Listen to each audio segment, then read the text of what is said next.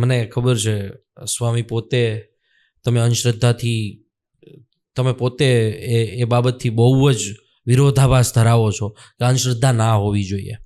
ઘણી બધી વખત એવું થતું હોય કે ધર્મની રૂએ લોકોને વ્યસનોના રવાડે ચડાવવામાં આવતા હોય. ઘણા બધા વિડીયો સોશિયલ મીડિયા ઉપર છે કે ધૂણતા ધૂણતા દારૂ પીતા હોય અથવા તો મદપાન કરતા હોય, જેની સામું અઢળક લોકો બેઠા છે. એ લોકોની વચ્ચે એમના બાળકો બેઠા છે જેની ઉંમર 12 વર્ષ છે, 13 વર્ષ છે, 18 વર્ષ છે. એ લોકો જાહેરમાં આ રીતનું જે મદપાન છે કરીને એ લોકોને પ્રેરણા આપે છે કે આવું કંઈ કરાય. તો ખરેખર શું હિન્દુ ધર્મની અંદર આવું કંઈ છે કે આ લોકો જાહેરમાં કરી શકે? ના, બિલકુલ નહીં. સ્વામિનારાયણ ભગવાને સખત વિરોધ કર્યો છે. જે દેવતાને મદપાન અને સુરા નૈવેદ્ય ધરાવાતું હોય તે દેવનું નૈવેદ્ય ધારણ કરવું નહીં. એ ચાહે પ્રસાદના રૂપમાં હોય કે નૈવેદ્યના રૂપમાં હોય, પરંતુ એ દેવને પણ માનવા નહીં.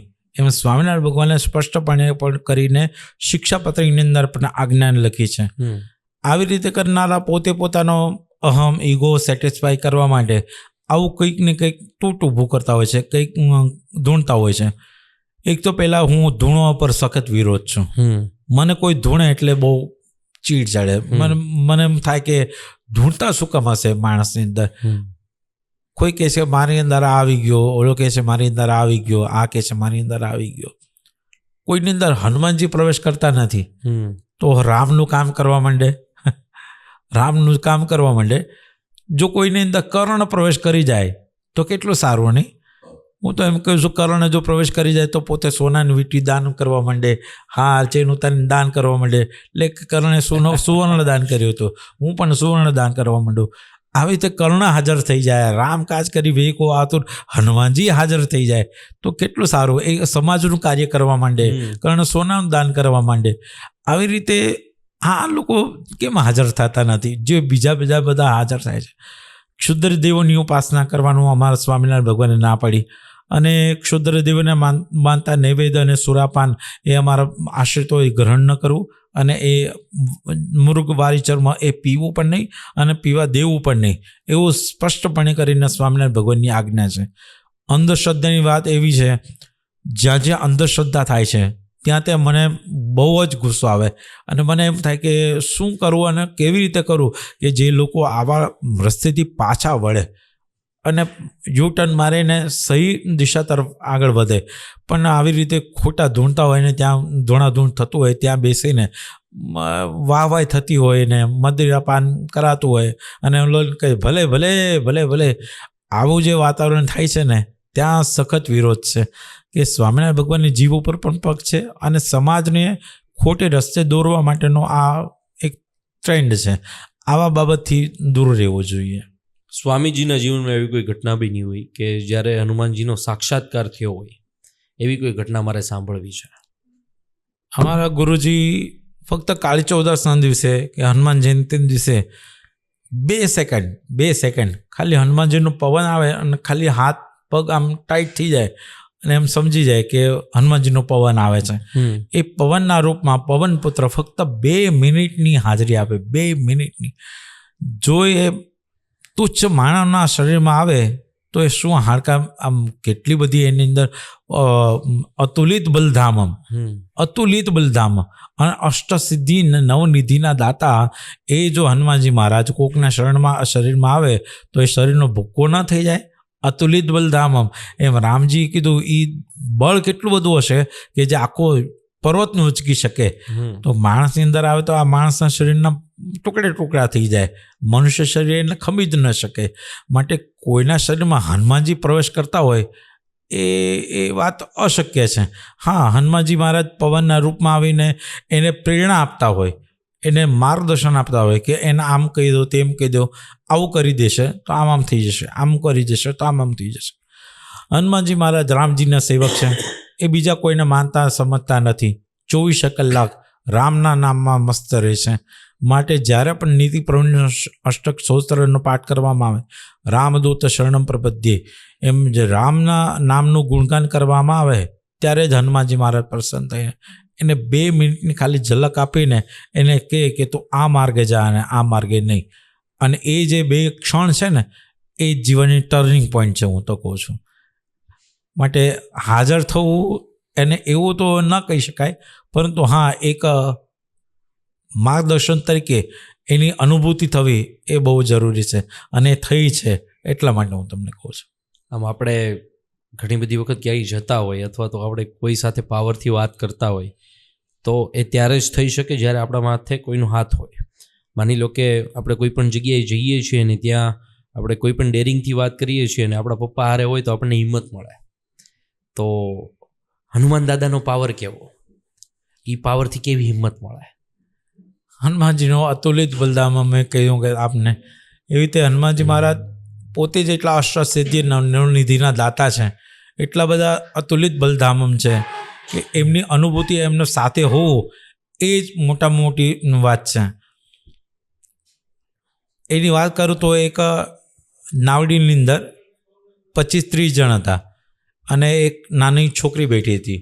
નાવ ચાલતી હતી અને ધીમા અચાનક દરિયામાં મોજા અથડાવા લાગ્યા. નાવ હાલક ડોલક થવા માંડી. મારા દ્રષ્ટાંત પરથી સિદ્ધાંતને પકડજો.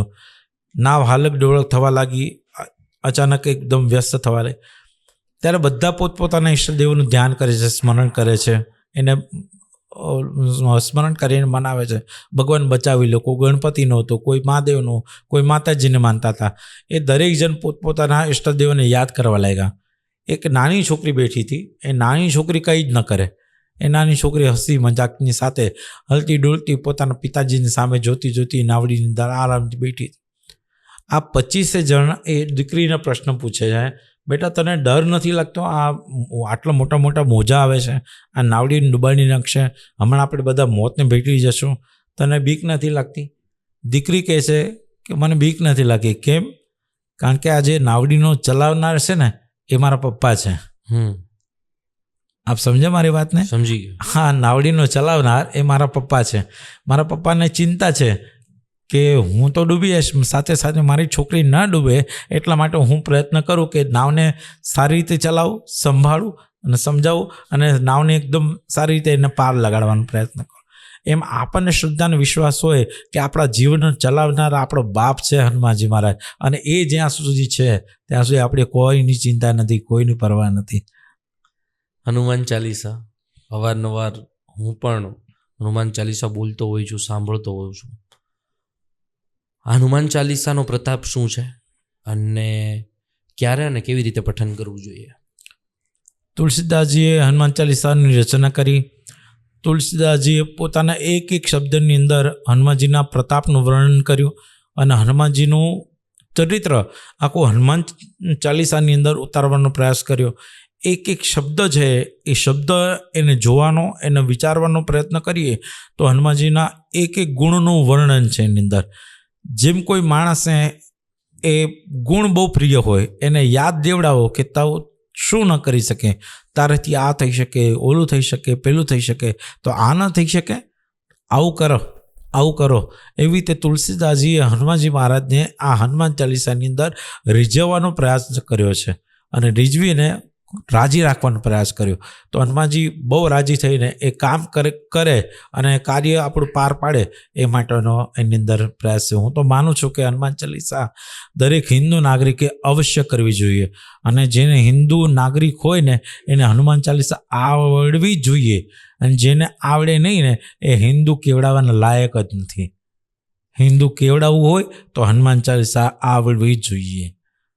હનુમાન ચાલીસા સાથે સાથે ઘણા બધા મંદિરોની અંદર હું જોતો હોય કે હનુમાન ચાલીસાની સાથે સાથે શનિ ચાલીસા પણ હોય. તો હનુમાન ચાલીસા અને શનિ ચાલીસા બેયનું મહત્વ શું?